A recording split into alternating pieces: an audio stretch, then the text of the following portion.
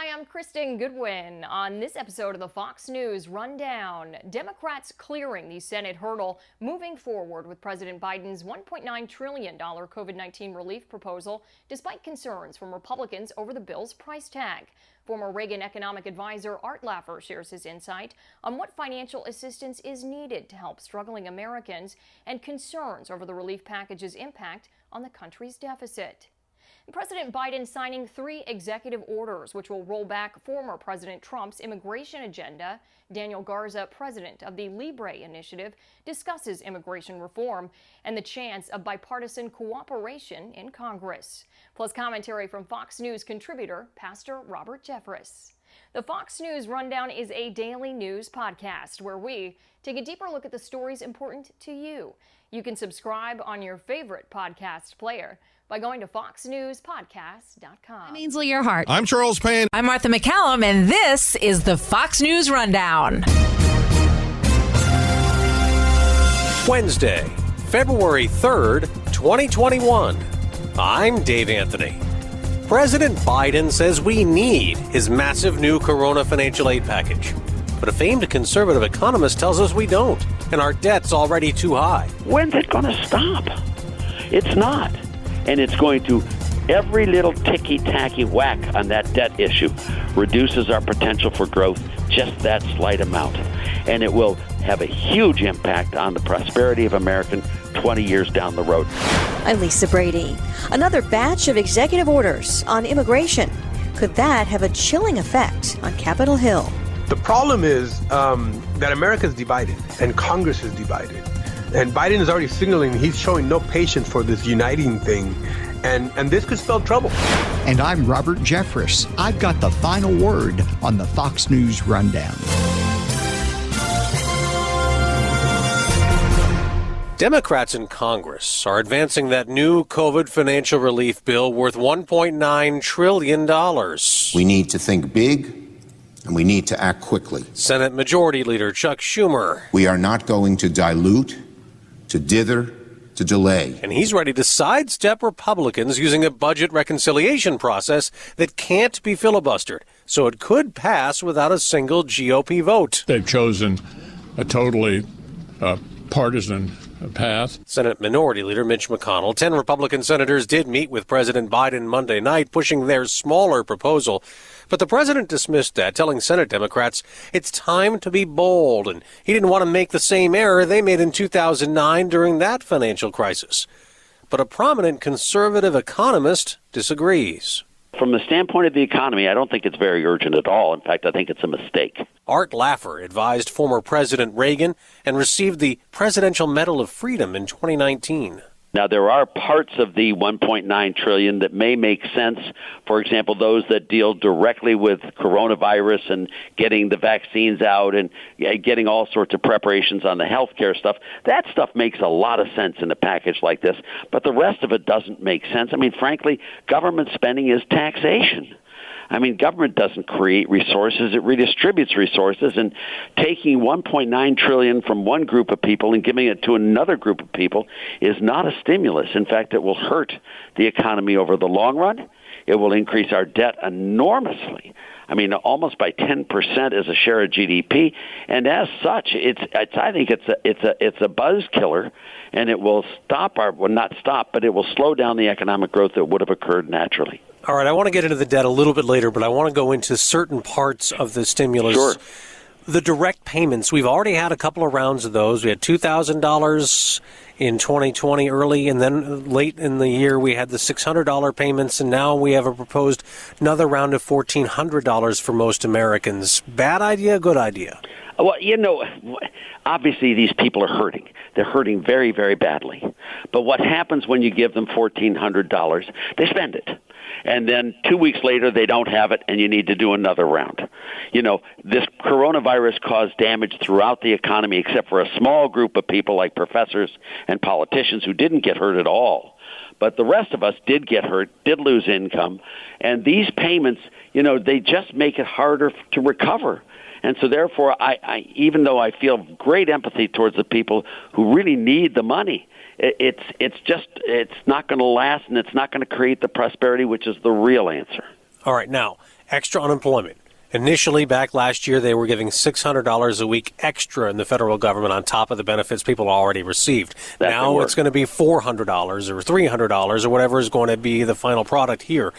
Extra unemployment. Do you like that? It's not their fault that they're unemployed. You're giving them extra money above and beyond normal unemployment benefits, which seems to me to be just a political process. The people who are paying the taxes and who are making the contributions to pay for that are also hurting. So I wouldn't do that either. I'd let the regular unemployment benefits continue as they do on the state level to people who are unemployed. They do need help. But to pay people not to work doesn't make a lot of sense from the standpoint of economic growth. I wouldn't do the unemployment benefits either. There is more money for small business with grants this time. There have been rounds of these PPP loans that didn't have to be paid back if you met certain requirements. Small businesses, everyone always talks about they're the backbone of the economy. Do you think they still need help? Well, small businesses are the backbone of the economy, but small businesses don't need to be kept alive. I mean, what you want to do with the PPP and all of that is when you have a solvent company, all right, that is operating fiduciarily correctly, they're solvent, they're providing a service, they're doing well, and then they get hit by the pandemic. What you want to make sure is their liquidity needs do not morph into solvency needs. So for those companies that are going to make it and we're doing just fine, I think PPP makes sense. But for companies that weren't making it anyway and weren't doing well and we're on the brink, those people don't need to be bailed out. Why we put any money into Boeing and American Airlines is beyond me. But we have. Now, small businesses like restaurants and bars and cleaners and all that, they are the backbone of the economy. But if one restaurant goes under, believe me, when the economy opens up, another restaurant will come and take its place. So what you're doing is you're not saving restaurants. What you're saving is that specific restaurant with taxpayers' money. And I don't think that's the right way to go either. There is a push for state and local governments to get a lot of money also from the federal government. They've been hurting. They've been a lot of talk that they can't necessarily pay a lot of people who are public employees or, firefighters, police, all those kinds of people, and they need the assistance. Do you think that's possible? Do you think that's a good idea? Those states, now you're getting into my turf where I can talk. The states that are really wanting the money are those that are very poorly run, have high tax rates, are losing people, losing jobs, losing businesses, and they want their bad financial management policies to be upheld for as long as they possibly can, which is a total mistake. Now, we here in Tennessee, we've run things very well. We still have a surplus. We still are doing well. And the reason we have is because our state is well run. We have no income tax. We have low property taxes. We have no death tax. And people are moving to Tennessee because of our low taxes and because of our fiscal soundness.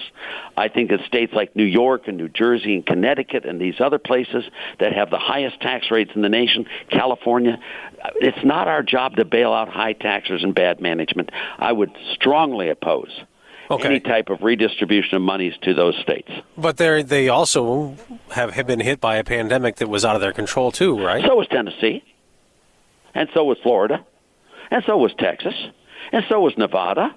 But they all handled it pretty well. Another thing that is in this bill would raise the federal minimum wage to $15 an hour. There's been a long debate about the minimum wage. Where are you on this? Well, the minimum wage it is an artificial way of increasing a salary or pay of a person. As often as not, raising the minimum wage means the person isn't worth the job, and so they go unemployed, so they get no wage rather than something below the minimum wage, which is a travesty, because either the poor, the minorities, the disenfranchised, who really need to be brought into the economy. It's specifically focused on them, the minimum wage, and it rarely provides higher wages that would have occurred in the marketplace. But the one thing that really bothers me about the minimum wage is a $15 minimum wage is very different in New York City or in San Francisco, where everything is high-priced, right, and it is in Kentucky. If you put a minimum wage of $15 in Kentucky, I would guess that almost half the people in Kentucky more than half, would be earning today below the minimum wage and be put out of work. It would have enormous burdens on different areas of the country, and especially on areas that are not prospering all that well. It would hit the poorest of Americans the worst. On the other side, there are people who say you're lifting the boats and you're lifting people's wages and you're making them and they're going to earn a living wage, and then that helps everybody, and there are more than 10 times the number of people who will be helped by the increased minimum wage than those who will lose their jobs. That's the argument. Let me just say this is a PR firm's statement. It is not an economist statement. I don't know of any economist who thinks that's true. Okay. But when you look at this, it doesn't do that. If this really did it, why not make a minimum wage of $100 an hour? I mean, come on. This is the most vulnerable segment of the society. And I think what you really want to do is make damn sure that they get jobs. And then, hopefully, with economic growth, you can morph those jobs into very nice, high-paying jobs. But if you require a minimum wage that's too high, they'll never get that first job. I want you to react to White House Domestic Policy Advisor Susan Rice. The other day, when President Biden put out his executive orders related to what's called racial equity, Susan Rice said this. If we closed racial gaps in income and opportunity, these same economists have estimated we could add $5 trillion to the U.S. economy over the next 5 years and add over 6 million new jobs. Okay. What do you think? She's totally right. Okay. I mean, she's totally right. Just the minimum wage won't do that. What you need to have is enterprise zones where you have no income tax, up to $50,000 a year income for anyone who is residence is in the enterprise zone, who works in a business whose location is the enterprise zone. No payroll tax. You get a review of building codes, regulations, restrictions, and requirements to make it so that they aren't impaired. Then you get rid of the minimum wage, especially for teenagers who haven't had even a first job. If you did that, then we could solve Susan Rice's problem, and she'd be completely correct. But a minimum wage and welfare payments doesn't do that. I want to go back to something that you had talked about really early in our discussion, and that is the debt. Our national debt is obviously growing because of what's going on with the trillions of dollars in financial stimulus. We're close to $28 trillion. $28 trillion is impossible to even imagine. So, do you know how many zeros are in a trillion, Dave? 12? Am I right? There are 12. You're right, but you have to think, don't you? You have to think 1, 2, 3. But see, it's so big. At some point, does it matter? I mean, people are like, whatever. Well, you know what? Well, we'll of course it matters. It matters unless you're going to default. And if you're going to default, it doesn't matter. Then you might as well go for the gold. But from the standpoint of this, people have been way too concerned about debt because they overestimated the damaging impact debt would have. They looked at debt to GDP, which is the wrong way of looking at it. What you need to look at is debt service to GDP. And if you look at it that way, debt does do damage, but it doesn't do nearly as much as the old line conservatives of the 50s and 60s said it did. Okay. But it also isn't costless.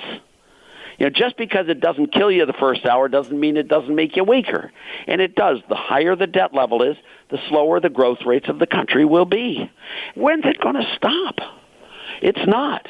And it's going to, every little ticky-tacky whack on that debt issue reduces our potential for growth just that slight amount. And it will have a huge impact on the prosperity of American 20 years down the road. Lastly, the state of the overall economy as we get through, we're in the middle of the first quarter of 2021. Do you think that, we had wild swings, of course, with this pandemic and the economy in 2020. Where do you think we're going to be by the end of this year? I am very optimistic about the short-term growth prospects of the country. I think once these states remove the lockdown, there'll be this spurt of growth. I think that'll be probably the first quarter, the second quarter, and the third quarter of this year. And then we start getting into the long-run growth prospects, which I am not very bullish about, given the types of policies that are being proposed. Art Laffer, a lot there. We thank you so much for joining us. Economist, of course, Economic Policy Advisory Board under President Reagan. Great to talk to you. Very much. Thank you very much, Dave.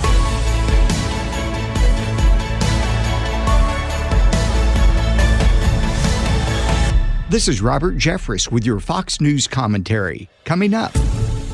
All the talk about President Biden's many executive orders is with good reason, the president says, but he's defending the signing of 3 more on immigration Tuesday evening. I'm not making new law. I'm eliminating bad policy. He says most of the policies he's targeting are decisions he feels ran counter to national security. One order creates a task force to help reunify families separated at the border, calling that a stain on the U.S. reputation.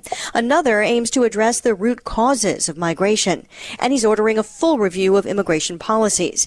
This in addition to rollbacks of the border wall and the Remain in Mexico rule for asylum seekers. This is about how America is safer, stronger, more prosperous when we have a fair, orderly, and humane legal immigration system. But former acting Customs and Border Patrol Commissioner Mark Morgan says taken collectively and coupled with talk of free health care and amnesty for illegal immigrants already here, the president's orders amount to an open border policy. With the stroke of a pen in 2 weeks, President Biden has made our border less secure, our country less safe, and endangered the lives of men and women on our front lines protecting our country.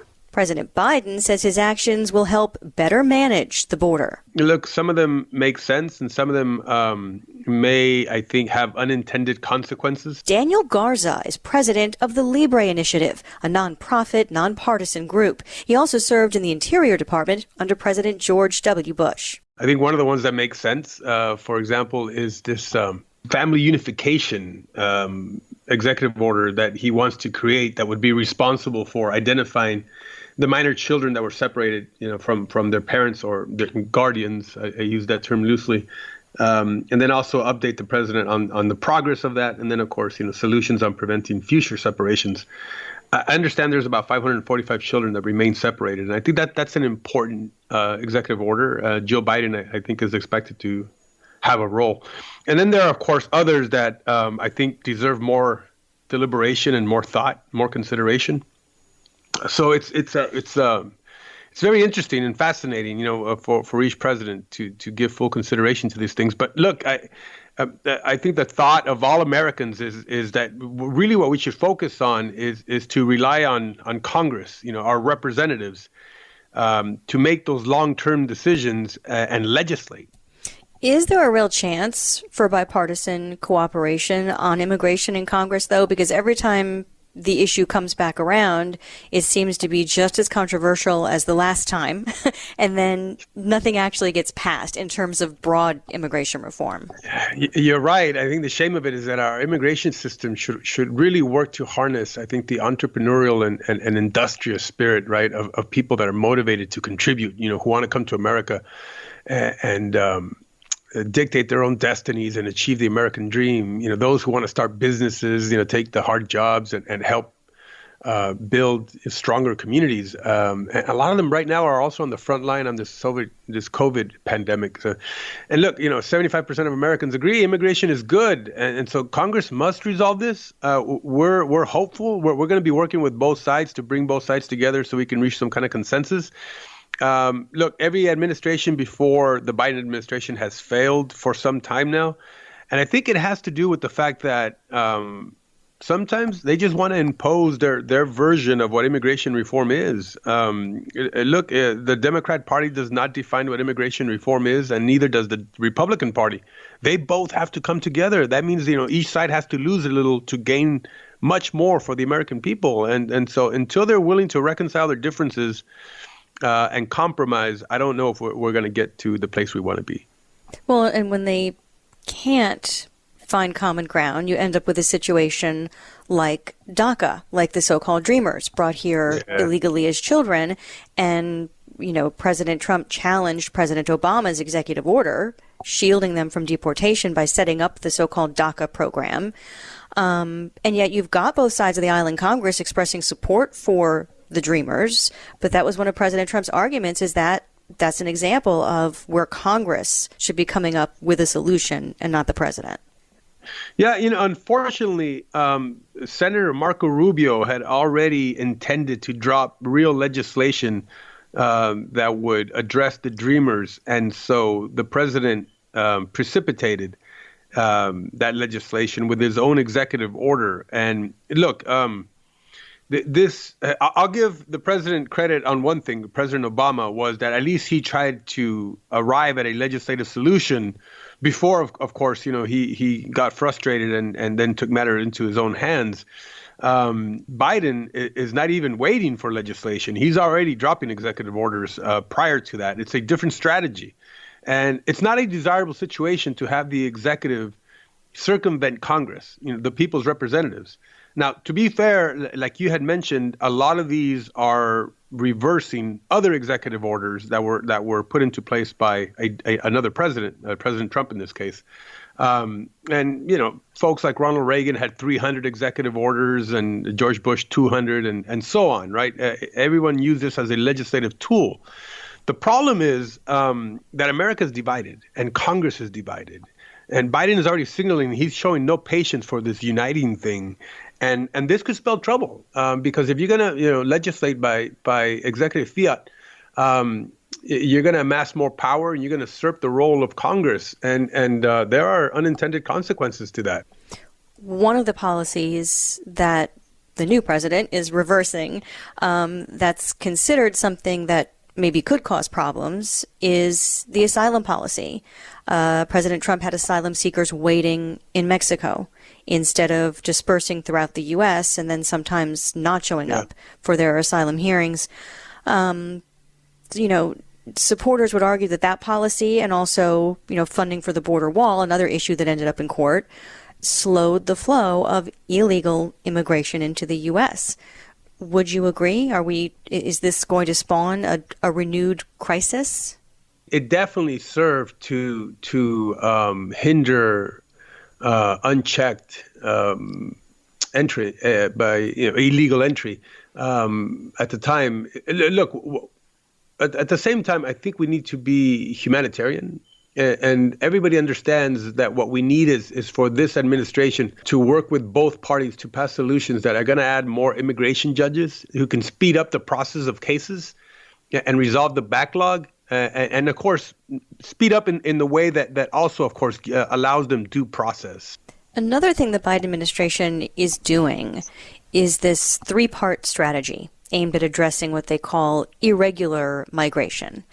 They say they want to help tackle the instability and other factors that drive migrants north to Mexico, up from the south, from further south, and into the United States, and to collaborate better with some of those other countries. I mean, that's something that, at least on some level, previous administrations have done or tried to do. Do you think that this is something that's needed, is to really try to ramp up that effort? Is that going to help, or are people still just going to want to get out of Honduras and Guatemala and El Salvador? Yeah, and here we get into what the push factors are for a lot of folks in Central America, and really it's the low quality of life. It's the lack of freedoms. It's no job opportunity, lack of educational opportunity, the violence, the war, the famine, and a lot just want to reunify with family here in America. The pull factors that are, I think, pulling people towards America is, of course, the promise of the American dream, that there's economic opportunity, that there's freedom of speech, press, faith, our system of democracy, and relatively equal justice. These are all things that how do you duplicate these things? And basically what we need to do is to instill the kind of systems and institutions, the strength of these institutions in those countries. And that's going to take a lot of work. And this three-part thing that he's talking about, look, when I was talking about unintended consequences, this deportation moratorium, this is an executive order that has been challenged by my home state of Texas for the possible violation of, Administrative and Procedures Act.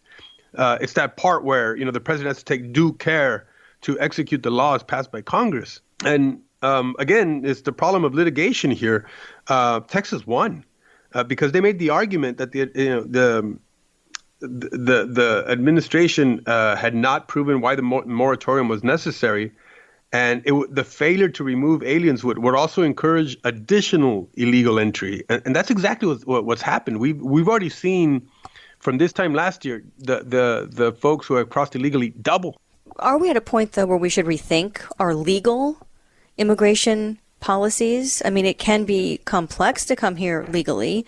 On the other hand, if there's always a concern that legal immigrants are going to possibly, take jobs away from out-of-work Americans, especially during the pandemic.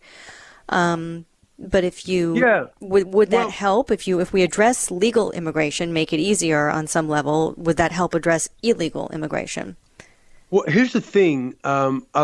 Throughout the arc of history, immigrants have been coming in waves. Poor immigrants, by the way, coming to America, and they have made us stronger because they've taken those low-skilled jobs that Americans have moved on and up from, and it comes a time when those immigrants move on and up out of those jobs, in agricultural fields, in towering hot roofs, in the back rooms of restaurants or hotel rooms, washing dirty dishes in the humid kitchens. These kind of jobs are taken by immigrants. Now, those are the low-skilled workers. And then we have the high-skilled workers who not only are taking, these job opportunities, but they're creating wealth for other Americans and creating job opportunities. The founder of Moderna, who is now helping us with the vaccines, is an immigrant. And there's millions of those stories, like my parents who came in as farm workers and worked the fields and orchards and then saved their money after 20, 30 years working in the fields and bought a small business and hired other Americans. You just see it over and over again where immigrants, what they do is not only take jobs and generate wealth, but they generate wealth for other folks, other Americans. And that has been, I think, the legacy of Americans. We should have a system that is flexible, that accommodates for immigrants who come here to work hard, to achieve things, to innovate, and keep those out who would exploit America. We decide who comes in and under what conditions. And when you have disorder at the border, I think Americans get concerned about that. Well, President of the Libre Initiative, Daniel Garza, thank you so much for your time today. It was an absolute pleasure. Thank you.